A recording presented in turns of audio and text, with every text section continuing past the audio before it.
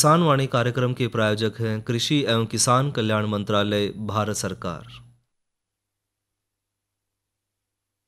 हर जोखिम से निकल कर फसल आए, सुरक्षित हो जाए। फसल बीमा से हर किसान अब आत्मनिर्भर हो जाए। संकट के समय प्रधानमंत्री फसल बीमा योजना किसानों के लिए वरदान है। अब सूखा पड़े या बाढ़ आ जाए कोई डर नहीं, अब ओले पड़े या कीट पतंगे फसल खा जाए कोई फिक्र नहीं, क्योंकि हमने लिया है प्रधानमंत्री फसल बीमा। बुआई से फसल कटाई तक हर जोखिम का दावा, न्यूनतम प्रीमियम पर अधिकतम भुगतान का वादा। योजना से हर साल जुड़ रहे हैं 5 करोड़ से ज्यादा किसान। अब आपकी है बारी। नजदीकी कृषि कार्यालय, सहकारी समिति, बैंक शाखा, अधिकृत बीमा कंपनी या जन सेवा केंद्र में स्वेच्छा से करा सकते हैं पंजीकरण। फसल बीमा पोर्टल या फसल बीमा ऐप द्वारा भी कराया जा सकता है पंजीकरण। प्रधानमंत्री फसल बीमा योजना, आपकी फसलों का संपूर्ण सुरक्षा कवच। कृषि एवं किसान कल्याण मंत्रालय, भारत सरकार। कृष्ण भाई राम राम। विनोद भाई आपने भी राम राम और कार्यक्रम किसान वाणी सुनने वाले सब बनवाई ना हमारी राम राम। विनोद भाई जी कृष्ण भाई, बड़े लटो पिन हो रहे आजकल खेत में, के करने लग रहे हो? सुहागे पर सुहागा और बाई पर बाई चल रही। कृष्ण भाई खेत की तैयारी चल रही है, क्योंकि अगर गन्ने की फिर बुआई करनी है। अच्छा हाँ, गन्ने तो की बुआई करोगे? हाँ, उसकी तैयारी चल रही है भाई। तो विनोद भाई एक कृष्ण भाई एक बात थी कि जो गन्ने की बुआई तो करनी है, थोड़ी सी चिंता भी होती थी कि भाई करना कि कुछ बढ़िया किस्म है, कौन सी लगाओ है और दवाई वगैरह है, तो कई चीज़ें की जो है थी भाई कोई विशेषज्ञ अगर बात हो जाती ना जी, तो फिर अपना शुरुआत करें फिर गन्ने की बिजाई की। विनोद भाई देखिए ये तो बहुत अच्छी बात आपने कही, लेकिन आपना न्यू थोड़ी छोड़ देंगे जी, आपना जानकारी भी देंगे और साथ में जो हमारे किसान भाई है ना, जो गन्ना फसल अब जो है ना गन्ने लगावेंगे, बोवेंगे, उसकी देख रेख करेंगे, पानी देंगे, कैसी जमीन होनी चाहिए जी भाई, किस तरह उसमें खाद पानी का प्रबंध, तो इस बारे में हमने एक अपने जो है ना डॉक्टर साहब जी उनसे बातचीत करी है। तो अच्छा आपको सुनवाते हैं इस बारे में एक बातचीत। जरूर सुनाओ भाई। आज हमारे साथ स्टूडियो में हैं डॉक्टर मेहरचंद, जो प्रधान वैज्ञानिक हरियाणा कृषि विश्वविद्यालय क्षेत्रीय अनुसंधान केंद्र उचाणी व सदस्य सचिव हरियाणा किसान आयोग। तो डॉक्टर साहब आपका स्टूडियो में स्वागत है। धन्यवाद। डॉक्टर साहब जैसे कि आजकल देखते हैं कि कुछ किसान भाई ये जानना चाहेंगे कि गन्ने से संबंधित जो कृषि कार्य है उनके बारे में थोड़ी जानकारी हम अपने जो किसान भाई हैं उनको दिलवाना चाहेंगे। तो डॉक्टर साहब सबसे पहले हमें ये बताएं कि आजकल जैसे कि गन्ने की जो किस्म है या उसकी पैदावार है, इससे संबंधित कुछ किसान भाई तैयार हैं अपने खेतों में गन्ना लगाने के लिए। तो सबसे पहले ये बताएं कि गन्ने की कम पैदावार के मुख्य कारण क्या हो सकते हैं? देखिए अभी हमने कई बार सर्वे किया है किसानों के यहाँ पर भी जी, जो किसान 600 क्विंटल पैदावार ले रहे हैं, कोई 300 क्विंटल पैदावार ले रहे हैं, तो हमें निकल के ये आया है कि जो किसानो62 के यहाँ से, तो सबसे बड़ी बात यह है कि गन्ने के अंदर जो जमाव है वो काफ़ी कम है जी, वो बड़ी मुश्किल से 35-40% जमाव है गन्ने के अंदर। अब देखिए इसका 362 रुपये प्रति क्विंटल के हिसाब से इसका रेट है गन्ने के बीज का, और 35 क्विंटल बीज लगता है, 13,000 के करीब एक एकड़ में बीज लगता है जी, और केवल 35% ही 40% आपको मिलता है, 60% पैसा आपका यहीं बेकार चला जाता है। ये नहीं आपके ये जब मोडी की फसल आएगी, मुडी फसल आएगी, अगर आपके गन्ने की या पौधों की संख्या यहीं पर कम है तो और फिर वो मोडी में भी कम रहेगी संख्या, तो ऑटोमेटिकली क्योंकि किसान को जो बचता है वो मोडी में ही बचता है ज़्यादा, इसमें तो खर्चा बहुत हो जाता है, तो ये वहाँ पर भी आपको वहाँ पर परेशान करता है अगर इसके लिए। इसके अलावा जैसे हमने बहुत सारे एक्सपेरिमेंट करे हैं, उसके हिसाब से 40,000 जब हम गन्ना काटते हैं खेत में से, आखिर में 40,000 से लेके 50,000 गन्ने होने चाहिए एक एकड़ में, और तभी आप 350-400 क्विंटल पैदावार इससे ऊपर आप आराम से ले सकते हैं। देखिए हमने ये भी देखा है कि जो किसान अभी 300 क्विंटल प्रति एकड़ पैदावार ले रहे हैं, उनको ये जो पहली बार फसल बोते हैं जिसको बीजू फसल बोलते हैं, नोलो फसल बोलते हैं, उसमें उनको कुछ नहीं बचेगा, कुछ नहीं बचेगा उनको। अगर वो 300 क्विंटल 250 क्विंटल ये ले रहे हैं उसमें कुछ नहीं बचेगा। तो उसके लिए उनको अभी हम आगे बात करेंगे कई नए नए तरीकों पे कि वो उनके क्या क्या कर सकते हैं। इसके अलावा एक समस्या और है इसके अंदर, इसका बीज बहुत ज़्यादा लगता है। 35-40 क्विंटल बीज है, उसको ट्रांसपोर्ट करना, कहीं दूर से लेके आना, किसी क्षेत्रीय अनुसंधान केंद्र से लेके आओगे, शुगर मिल से लेके आओगे, बहुत बड़ा काम है ट्रांसपोर्टर, उसको छीलना फिर उसको बिजाई करना, ये बहुत बड़ा का। तो हमारी प्राथमिकता ये भी है कि इसके गन्ने का जो बीज है 35-40 क्विंटल से इसको कम किया जाए। तो ये भी हमने देखा है कि ये काफ़ी बड़ी समस्या है। तो सबसे जो कम जमाव हमने बताया अभी, उसका मुख्य कारण ये है कि किसानों के खेतों के अंदर एक तो बीज की जो क्वालिटी है वो अच्छी नहीं है। जो गन्ना बीज बोते हैं गन्ने का, वो क्या करते हैं कि जो बढ़िया गन्ना है, मोटा गन्ना, तकड़ा गन्ना है, उसी को बीज के लिए रख लेते हैं। देखिए हमने सभी शुगर मिलों को, कृषि विभाग का एक गन्ना विभाग भी है अलग से, कृषि विभाग के अंदर गन्ना सेक्शन है, उनको वो अलग से अभी एक प्रोग्राम चलाया हुआ है कि अलग से 2 तरह का गन्ना उगाइए। एक गन्ना जो मील के लिए जाता है, एक गन्ना जो बीज के लिए उपयोग हो। तो अभी तक जो ये गन्ना किसान उगाते हैं ये केवल मील के लिए ही है, मगर अगर आप बीज के लिए हैं, बीज वाले गन्ने में 2-3 बातें जरूरी हैं। एक तो वो गन्ना कच्चा होना चाहिए, जैसे गेहूं काटने के बाद जो गन्ना हम लेते हैं वो गन्ना बीज के लिए यूज करना चाहिए, क्योंकि उसकी अवधि कम होती है, उसमें चीनी कम होती है और उसमें नमी ज़्यादा होनी चाहिए। और गन्ना मतलब 3 चीज़ें होनी चाहिए, चीनी कम होनी चाहिए, नमी होनी चाहिए और कम अवधि का होना चाहिए। तो किसानों को ये अपने जो भी आपने अगले साल जैसे 1 एकड़ से आराम से 10-12 एकड़ का आप गन्ना लगा सकते हैं। जिसने अगर 10-12 एकड़ लगाने हैं या उससे कम लगाने हैं तो आधा एकड़ या 1 एकड़ इसी हिसाब से लगाएं कि उसके गेहूं काटने के बाद लगाएं, उसमें बार-बार पानी लगाएं और उसमें नाइट्रोजन की मात्रा ज़्यादा डालें। वैसे जो मिल के लिए गन्ना जाता है हम उसमें कह देते हैं कि जून के बाद या जुलाई के पहले हफ्ते के बाद आपने यूरिया खाद इसके अंदर नहीं डालनी, क्योंकि उसके अंदर चीनी बननी शुरू हो जाती है। बीज में हमारा मकसद उल्टा है, इसमें कि चीनी कम बननी चाहिए और नमी ज़्यादा रहनी चाहिए, नाइट्रोजन की मात्रा ज़्यादा होनी चाहिए। तो उसमें आप सितंबर तक आप इसके अंदर यूरिया खाद आप इसमें डाल सकते हैं, ताकि आपका और इसकी बंदाई जरूर करनी चाहिए, मिट्टी जरूर चढ़नी चाहिए और गन्ना गिरना नहीं चाहिए। जो बीज वाला गन्ना है कहीं से भी जहाँ भी गन्ना गिरा हुआ है बीज या कहीं पर कोई ज़्यादा रोग लगे हों वहाँ से बीज नहीं लेना। तो बीज के लिए आपको बड़ा ध्यान रखना है बीज की नर्सरी के ऊपर।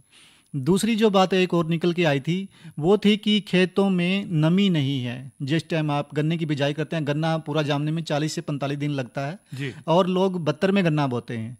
72 में गन्ना बोने से कि 8 दिन गर्मी पड़ती है फरवरी मार्च के महीने में पूरी, और वो सारा बत्तर उड़ जाता है और लगातार उसको नमी नहीं अब उपलब्ध होती। तो उसके लिए अभी हम आगे बात करेंगे कि ये अभी कौन कौन से नए तरीके हैं। हमने 2-3 नए तरीके निकाले हैं ताकि इसमें वो लगातार उसमें नमी बनी रहे। डॉक्टर साहब, जैसे गन्ने की पैदावार है, लेकिन जो गन्ने की बिजाई है उसके लिए कौन कौन सी उत्तम विधियां अच्छी रहेंगी? हाँ, देखिए एक तो जो अगर कोई फरवरी के महीने में 10-15 फरवरी तक बिजाई करता है तो जो आम बिजाई, परंपरागत बिजाई जिसको हम बोलते हैं, खुड निकाले, गन्ना डाल दिया, खाद डाली और बीज डाल के और ऊपर से सुहागा मार के दबा देते हैं तो वो ठीक है। मगर जैसे जैसे टेम्परेचर बढ़ेगा तो उस टाइम उसके बाद क्या दिक्कत आएगी, आपको नमी ज़्यादा उड़ जाती है, गर्मी ज़्यादा होती है। तो उसके लिए हमने एक नई विधि बनाई थी पीछे कई सालों से, हमारी यूनिवर्सिटी की रिकमेंडेशन में भी है, उसको आधा सूखा खुड सिंचाई विधि बोलते हैं। उसमें क्या करते हैं, हम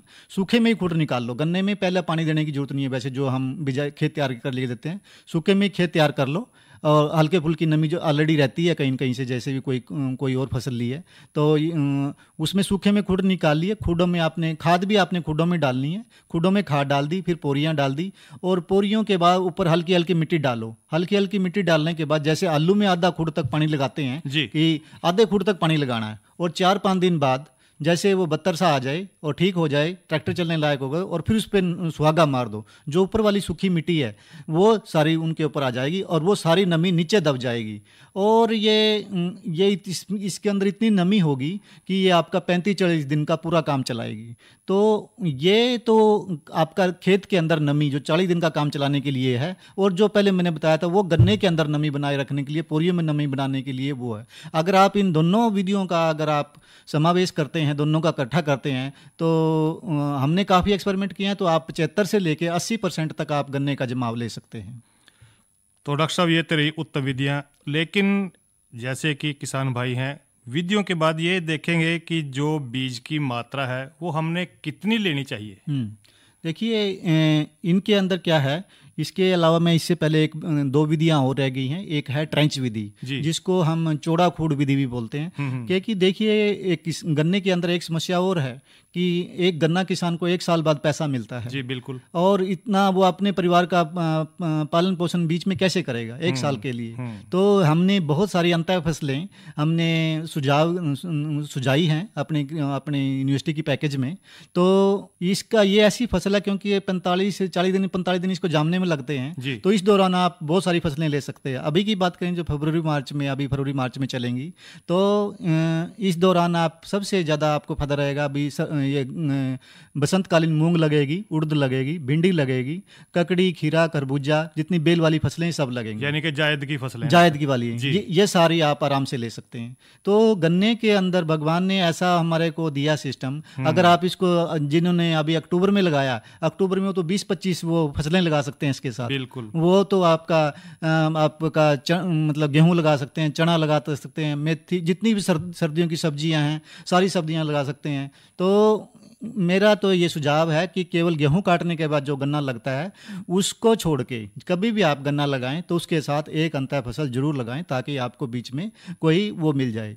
अगर आप ये जो मैंने बताया अभी जो सिंपल तरीका है बिजाई का, तो अगर आप ऐसे बोओगे और फिर आज इसके अंदर अंतर फसल लेोगे, कभी भी हल्का ज़्यादा पानी लग गया तो आपकी फसल मर जाएगी। जैसे मसरी है, मूंग है, उड़द है, चना है, इनको हल्का सा भी पानी लग जाता है तो ये मर जाते हैं तुरंत। जी बिल्कुल। तो इनको बेड पे लगाओ। बेड के ऊपर ये जो ट्रेंच विधि है, ये बेड पे ऊपर ये अंतर फसल लगेगी, नीचे आपका गन्ना लगेगा। हल्का हल्का पानी, बल्कि इन फसलों के लिए अगर हल्का हल्का पानी आता है तो फायदेमंद रहता है। और भी गेहूं इसके लिए, आपका मसरी के लिए, चने के लिए, तो इनके लिए तो अगर आपने अंतर फसल लेनी है तो मेरा तो यही है कि आप कभी भी अकेला गन्ना मत लगाइए। अंतर फसल के लिए आप ट्रेंच विधि या बेड प्लांटिंग भी बोलते हैं इसको, उसमें लगाइए। एक है गड्ढा विधि।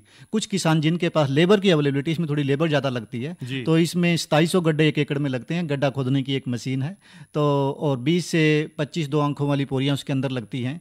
तो वो गड्ढा विधि भी बहुत अच्छी है, मगर उसके लिए किसानों को कुछ थोड़ी सी सावधानी बरतनी पड़ती है कि उसका जमाव में इसमें थोड़ी सी दिक्कत है। अगर उसका जमाव वो सही कर लेते हैं, अगर एक गड्ढे के अंदर उसके 16, 17 या 18 तक गन्ने भी एक गड्ढे में निकल गए तो उसके लिए उसकी 600 क्विंटल 700 क्विंटल से ऊपर पैदावार पक्की है। तो डॉक्टर साहब, जैसे कि जो मुड्डी फसल है, इसकी अधिक पैदावार के लिए आप हमारे जो किसान भाई हैं क्या सुझाव देंगे? हाँ, देखिए ना, इस टाइम हमारे पास ना कई तरह का गन्ना खड़ा है। एक तो अभी हम गन्ना किसी ने बोया, अभी फरवरी में शुरू कर देते हैं। हाँ, कुछ अभी बोएंगे। किसी के पास अक्टूबर का गन्ना खड़ा है, अक्टूबर का बोया। कुछ अभी कटरा गन्ना, उसकी मोडी रखेंगे। हाँ, तो मोडी के लिए गन्ना किसान को देखिए, हमारे 50% हिस्सा नई बोई हुई फसल का होता है, बीजू फसल जिसको बोलते हैं, और 50% मोडी होती है। कई बार तो ये 60% 70% तक भी चली जाती है। मगर जब हम पैदावार की बात करें तो इसका बड़ी मुश्किल से इसका कंट्रीब्यूशन 50% ही आना चाहिए, मगर ये 35-40% तक आता है। मगर ऐसा कोई वैज्ञानिक कारण नहीं है कि इसकी पैदावार हमेशा कम रहेगी। इसके लिए आपको केवल 3 चीज़ें करनी है। तो मैं आपको पूरी यहाँ से गारंटी देता हूँ कि आपकी जो पहली मुड्डे की पैदावार है वो बीजू फसल के बराबर होगी। एक तो पहला, जब आप गन्ना काटते हैं मील के लिए या किसी के लिए, उसको ज़मीन के साथ मिला के काटना है। ऐसा कर देना कि कोई ढूंढे कि इस खेत में गन्ना था या नहीं था, बिल्कुल ज़मीन के साथ मिला के। अगर वो लेबर ने ऊपर से काट भी दिया तो एक लेबर बाद में लगाइएगा, और लगाने के बाद उसको दोबारा बिल्कुल ज़मीन से मिला के काट दीजिएगा। 20 से 25% प्रतिशत पैदावार यही एक अकेला ऑपरेशन आपके बढ़ा सकता है। दूसरा, इसके अंदर अब किसानों से बातचीत करिए, और इसमें खाद कम डालते हैं, जबकि इसकी खाद की रिक्वायरमेंट ज़्यादा है, क्योंकि इसका जड़ सिस्टम थोड़ा वीक हो जाता है।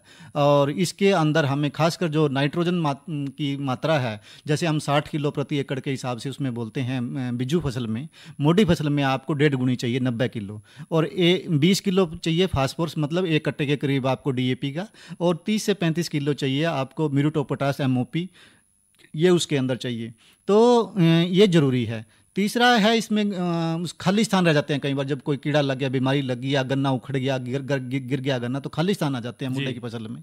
तो एक विधि है बिजाई की विधि जो अभी बताया था मैं, उसमें हम गन्ने की नर्सरी तैयार कर लेते हैं पहले।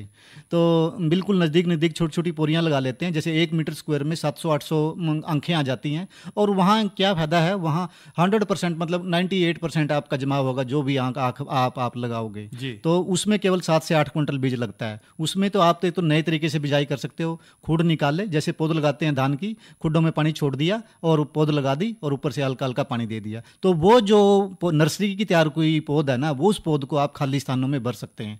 अगर आपका गैप एक पौधे से दूसरे पौधे में 1.5 फुट से ऊपर गैप है तब आपने खाली स्थान भरना, अदरवाइज खाली स्थान भरने की जरूरत नहीं है, वो अपने आप कर ले। एक और इसमें कीड़ा आता है, काली कीड़ी, उसका इंतजाम जरूर करना है, उसका बड़ा ध्यान रखना है। वो अप्रैल के महीने में ही आती है, वो अकेला कीड़ा इसकी आधी पैदावार कर सकता है। तो उसके लिए फेंथोइट दवाई है, एक फेंडाल के नाम से, एक डाइक्लोरवास नुआन के नाम से दवाई 150 ml के प्रति एकड़ के हिसाब से। तो आप अपने खेतों में जरूर जाइए और ये 3 काम जरूर करिए। ज़मीन के साथ मिला के कटाई करिए और खाद ज़्यादा डालिए और खाली स्थान भरिए, और काली कीड़ी का प्रबंधन अगर आप करेंगे तो पक्का आपको बीजू फसल के बराबर पैदावार मिलेगी। इसी के साथ साथ डॉक्टर साहब देखिए, जो बीज की मात्रा उसको कम करने के लिए बिजाई की कोई उत्तम विधि है? हाँ, अभी जो मैं बताइए नर्सरी वाली जो विधि है, ये सबसे बढ़िया विधि है। इसमें केवल 7 से 8 क्विंटल बीज लगेगा आपका जी। इसमें क्या है, अगर आप वैसे गन्ना बोओगे तो 35-40% जमाव है। इसके अंदर आपका 95 से अबव 95% से अबव आपको मिलेगा। और जैसे 1 एकड़ में 10,000 से लेकर 12,000 पौधे लगते हैं इस विधि में, और पैदावार आपको उतनी मिलेगी और गारंटी हो जाती है कि आपके पूरे पौधे लगे हैं। तो इसमें ये सबसे बढ़िया तरीका है। ये आपको मुड्डी में जो आपके खाली स्थान है भरने, वहाँ भी काम आएगा और यहाँ पर भी आपका काम आएगा। और इसी के साथ साथ डॉक्टर साहब देखिए, जो गन्ने की मुख्य किस्में हैं वो कौन सी अच्छी रहेंगी ताकि किसान भाइयों को ज़्यादा से ज़्यादा गन्ना मिल सके? देखिए, गन्ने के अंदर हरियाणा के अंदर पहले 3 ग्रुप होते थे, अगेती, मध्यम और पछेती। अब पछेती तो बंद कर दिया बिल्कुल ही, एक किस्म का। तो अब हमारे पास अगेती ग्रुप है। अगेती ग्रुप का जो हरियाणा सरकार ने जो इसका रेट निर्धारित किया है वह 362 रुपये है। मध्यम ग्रुप में जो वैरायटी है उनका 355 रुपये प्रति क्विंटल फिक्स किया हुआ है। तो इसमें अगेती में अगर हम बात करें तो हमारे पास बहुत सारी वैरायटी हैं। इसमें अगर हम बिल्कुल नई वैरायटी की बात करें तो CO 15023 है, CO लखनऊ की है, एक CO LK 14201 है और एक शाहजहाँपुर की है COS 13235 है। इसके अलावा जो अभी किसानों के यहाँ काफ़ी खड़ी हैं वो CO 0118 है, COH 160 है और CO 89003 है। इसके अलावा कुछ इलाकों में थोड़ी छोटी छोटी और भी मात्रा में वैरायटीज़ हैं। COJ 64 है, COH 92 है, CO 9804 है। तो मेरा किसान भाइयों से अनुरोध है, खासकर ये जो नई वैरायटी हैं 3-4 इन पर ज़्यादा जोर दीजिएगा, 15023 पे और 118, 160 इन पे आप थोड़ा जोर दीजिए, जहाँ से भी आपको। मगर एक जरूर करना कि गन्ने के अंदर गन्ने की वैरायटी की ज़्यादा उम्र नहीं होती, तो इसका बीज उपचार जरूर करिए। वो मशीनों से उपचार होता है इसका, जिसमें गर्म नरम हवा उसमें से गुजारते हैं। तो सभी शुगर मिलों में वो मशीन है। अब तो वो मूवेबल मशीन है, गाँव में जाती है, वहीं किसान के वहीं खेत पर वो बीज मतलब उसको उपचार कर देती है। तो अगर आपने वैरायटी को ज़्यादा दिन तक जिंदा रखना है तो इसका बीज उपचार अवश्य करिए। मध्यम में जो किस्में हैं हमारे पास वो 5 किस्में हैं। COH 119 नंबर है, वो ये सोनीपत रोहतक की साइड में ज़्यादा चलती है। CO 13035 ये अभी नई वैरायटी आई है, CO 13035। एक CO 12029 आई है, एक CO 05011 आई है। तो और एक पंजाब की है, अगर कोई पंजाब के आसपास का उधर का किसान है तो पंजाब के वहाँ से मिल जाएगा बीज इसका। CO PB 14185 है। तो ये जो किस्में हैं, ये आप इन किस्मों में जो भी आपका मील के, क्योंकि ये बॉन्डेड क्रॉप है, जो मील कहती है उसी के हिसाब से आपको थोड़ा बोना पड़ता है, तो ये थोड़ा ध्यान रखेंगे। तो आप, मेरा किसानों से अनुरोध है, कहीं पर भी क्षेत्रीय अनुसंधान केंद्र हो अच्छे, उससे या शुगर मिल का बीज का फार्म हो, वहीं से आप बीज लें। डॉक्टर साहब, जैसे कि हमने गन्ने की बिजाई कर ली, उत्तम किस्में लगा ली, लेकिन इसमें एक समस्या आती है, कई बार खरपतवार जो है ना ज़्यादा उग जाते हैं, इसका नियंत्रण कैसे करेंगे? हाँ, देखिए, ये पूरा साल की फसल है, इसमें गर्मी भी आती है, सर्दी भी आती है, बरसात भी आती है, सभी तरह के खरपतवार आते हैं। इस फसल का ये दिक्कत है। मगर आपने ये नहीं कि पूरा साल उसमें खुद ही करते रहो। केवल जो बीजू फसल है, बिजाई वाली फसल है, उसमें शुरू के 4 महीने उसको खरपतवार से मुक्त रखो। अगर उसके बाद कोई खरपतवार आने दो, कोई दिक्कत नहीं, कोई नुकसान नहीं करेगा। अगर मोटी फसल है, मोटी फसल में शुरू के 3 महीने आपने खरपतवार से मुक्त रखनी है। अगर आपकी गेहूं काटने के बाद पछेती बिजाई जिसको बोलते हैं, उसमें रखना, तो उसमें शुरू के 2 महीने ही आपने खरपतवार से मुक्त रखना है, उसके बाद करने की जरूरत नहीं है। तो इसके लिए हमने सबसे बढ़िया तरीका ये है, जिन किसान भाइयों के अगर मोथा जिसको बोलते हैं, मोथा या डिल्ला बोलते हैं, हाँ जी, हाँ जो वो समस्या नहीं है, जिनके केवल संकरी पत्ती चौड़ी पत्ती वालों की समस्या है, तो उसके लिए सबसे तरीका ये है कि जैसे 40 दिन पे पहला पानी लगाते हैं गन्ने में, पहला आप पानी लगाइए गन्ने के अंदर। पहला पानी लगाने के बाद फिर आप इसमें क्या करिए कि जैसे वो बत्तर आएगा उसमें एक खोदी कर दीजिए। जैसे दूसरा पानी लगाएंगे, दूसरा पानी लगाने के तुरंत बाद 2 दिन के अंदर अंदर जैसे पाँव रुकने लगे तो एट्राजिन दवाई है, एक एट्राजिन, एट्राट्राफ के कई नाम से मिलती है मार्केट में, वो 1.5 किलो प्रति एकड़ के हिसाब से उसका स्प्रे करना है। गन्ने पे कोई असर नहीं आएगा। और अगर हम वहाँ पर बिजाई करें, वहाँ पर इसका स्प्रे करेंगे तो वो जो हमारा 120 दिन का पीरियड है वो बिल्कुल खरपतवार से मुक्त रहेगा, कोई दिक्कत नहीं आएगी। और जहाँ पर मोथा डिल्ला की समस्या है, जहाँ पर किसान भाइयों के, वहाँ पर आपने जब भी आप पहला पानी लगाएं, फिर आपने खुद ही नहीं करनी, पहला पानी लगाएं, एक दवाई है सैम्परा के नाम से। सैम्परा ये धानुका कंपनी की एक दवाई है, यूनिवर्सिटी की रिकमेंडेशन में है। सैम्परा की 36 ग्राम इसकी डोज है, 36 ग्राम पर एकड़ के हिसाब से इसका स्प्रे करना है। इसके साथ आप एक एट्राजिन मिला सकते हैं या सिंकोर एक दवाई है 300 ग्राम वो मिला सकते हैं, ताकि क्योंकि ये जो सैम्परा दवाई है ये केवल मोथे डिल्ले को ही मतलब कंट्रोल करेगी, ये संकरी पत्ती चौड़ी पत्ती वालों को टच नहीं करते। तो उनको लिए आप इसमें एट्राजिन मिला सकते हैं या सिंकोर मिला सकते हैं। तो आप ऐसा करेंगे तो ये कर सकते हैं। जहाँ आपने ये अगर आपने ये ली है मिश्रित खेती की या अंतर फसलीकरण किया हुआ है, तब ये दवाइयाँ नहीं डालनी। तब आपने केवल दोनों फसलों की बिजाई करने के तुरंत बाद एक पेंडीमेथिलिन, जिसको पीली दवाई बोलते हैं, पीली दवाई 1 लीटर प्रति एकड़ के हिसाब से उसका बिजाई के तुरंत बाद स्प्रे करना है। डॉक्टर साहब, आपने बहुत अच्छी जानकारी आज हमारे किसान भाइयों को दी। जानकारी देने के लिए आपका बहुत बहुत धन्यवाद। धन्यवाद कृष्ण भाई, या जो आपने जानकारी ली, उस जानकारी तो एक तो है कि भाई जो दुविधा थी मन में वो सारी दूर होगी, और उम्मीद है कि जो जिन भाइयों ने चर्चा सुनी है तो उनकी भी मन की जो दुविधा होगी गन्ने की फसल लेने के बारे में, तो वो भी उनकी दूर हुई होगी। बिल्कुल। और कृष्ण भाई एक बात और बताओ, ये मौसम क्या कह रहा है? विनोद भाई, देखिए अगर मौसम का जिक्र करें तो आज का अधिकतम तापमान रहेगा 20 डिग्री और न्यूनतम तापमान रहेगा 12 डिग्री सेल्सियस, और कल का जो तापमान रहेगा वो रहेगा 24 डिग्री सेल्सियस अधिकतम और 10 डिग्री सेल्सियस न्यूनतम। और कल के कृषि कार्यक्रम विनोद भाई, देखिए कल वैसे तो दिन है इतवार। हाँ। इतवार को हमारा कार्यक्रम आता है तारी चिट्ठी मारेगी, लेकिन जो है ना सोमवार को हम चर्चा करेंगे रबी फसलों में चेपा यानी कि अड़ की समस्या व रोकथाम, और इसी के अंतर्गत आज की नसीहत में हम बात करेंगे उर्वरकों में मिलावट की पहचान कैसे करें। और कृष्ण भाई जो है वो बाट देख रहे होंगे कि मनोरंजन कद करवाओगे। आज तो जो है हमारी चर्चा बड़ी लंबी चल गई चर्चा। बिल्कुल विनोद तो भाई, क्यों ना भाई मनोरंजन करवाओगे और फिर करा अगली चर्चा।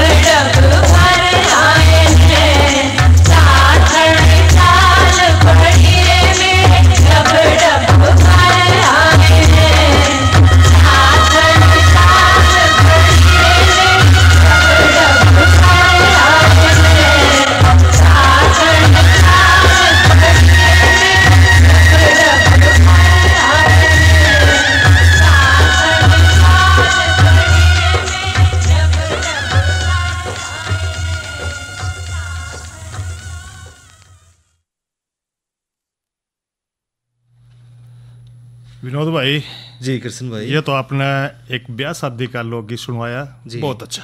हाँ, और जो चलते चलते एक और जिक्र कर लें, और वो है मधुमक्खी मौन वंशों का कीटनाशकों से बचाव पे। जी कृष्ण भाई, जहाँ तक संभव हो ना, एक तो हम रासायनिक खादों का जो इस्तेमाल कर रहे हैं ना, कोशिश करें कि गैर रासायनिक जो तरीके हैं उन हम अपनावें और कीटनाशकों को कम से कम हम प्रयोग करें। बिल्कुल। और साथ में जो है जरूरत पड़े तो दुष्प्रभाव कम करने वाले, या फिर जो है जिसका दुष्प्रभाव हो ना बिल्कुल भी, इस तरह के हम कीटनाशकों का पौधों पर छिड़काव करें, या ऐसे कीटनाशकों का हम चुनाव करें, ताकि जो ज़्यादा समय तक जो है प्रभावशाली कीट जो नाशक हैं वो जो है धूल है और जो तरल है उसके साथ वो निकल जाए, और जो मधुमक्खी है उन पर इसका प्रभाव ना पड़े। बिल्कुल।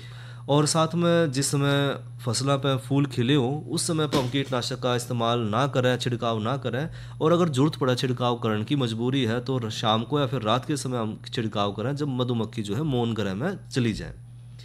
और साथ में ध्यान रखें भाई कि जो कीटनाशक का प्रयोग करने वाले दिन जो है मौन के काम शुरू करने से पहले ही जो मौन वंश है उनके प्रवेश द्वार न किसी लोहे आदि की जाली तक बंद कर दें। जी बिल्कुल। हाँ, ताकि जो मधुमक्खी है कृष्ण भाई वह बंद रहो अंदर और वह बाहर ना निकल पावे। बिल्कुल। जो छिड़काव करे हैं, साथ में जो कीटनाशकों का छिड़काव करते समय हवा की दिशा का भी ध्यान रखें कि जो मौन वंश है उसकी तरफ हवा का रुख ना हो, ताकि अगर हवा का रुख उस तरफ होगा तो फिर जो है जो विषैले पदार्थ हैं वो सारे जो है मौन वंश की तरफ चले जाएंगे, और इससे जो है मौन वंश की जो हालात हैं उसके ऊपर ज़्यादा बुरा प्रभाव पड़ा है।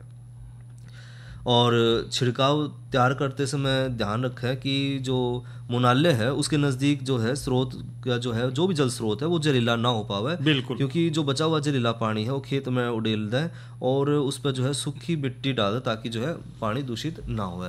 तो इन चीज़ों का ध्यान रखें तो जो हमारी मधुमक्खी मौन वंश है उनका भी हम बचाव कर सकें। इस कार्यक्रम के प्रायोजक थे कृषि एवं किसान कल्याण मंत्रालय, भारत सरकार। अरे अरे अरे क्या कर रहा है? इधर इधर इधर, हम बोल रहे हैं तेरे बीजू का। पुतला बोल रहा है? हाँ, पक्षियों से तो हम खेत को बचा लेते हैं, पर इन घातक रसायनों से कैसे बचाएं? मतलब? देख बेटा, तू जो ये अंधाधुंध रसायन मिलाता है ना, मिट्टी की सेहत बिगड़ने लगी है, और जब माटी ही कमजोर पड़ जाएगी तो उपज कैसे सेहतमंद होगी? अरे पहले ऐसा नहीं था, पूछना अपने बड़े बुजुर्गों से, कैसे फसल लहलहाती थी, शुद्धता झलकती थी। हाँ, माटी भी तंदुरुस्त और लोग भी। अरे पहली वाली बात कहाँ? पर अब तो सब यही डाले हैं। सब नहीं, आज भी लाखों जागरूक किसान परंपरागत विधि से फसल उगा रहे हैं, खर्चा कम और उपज की कीमत भी बेहतर पा रहे हैं। सच है? रे बेटे, एक्सपीरियंस से बता रहे हैं, धूप में बाल सफेद नहीं किए हैं। हाँ। ठीक है भाई, मैं भी आज से जैविक खेती शुरू करूंगा। माटी से प्रेम की परंपरा है, परंपरागत खेती। कृष्ण भाई, तो लेवा भाइयों तो इजाजत। अच्छा भाइयों, राम राम।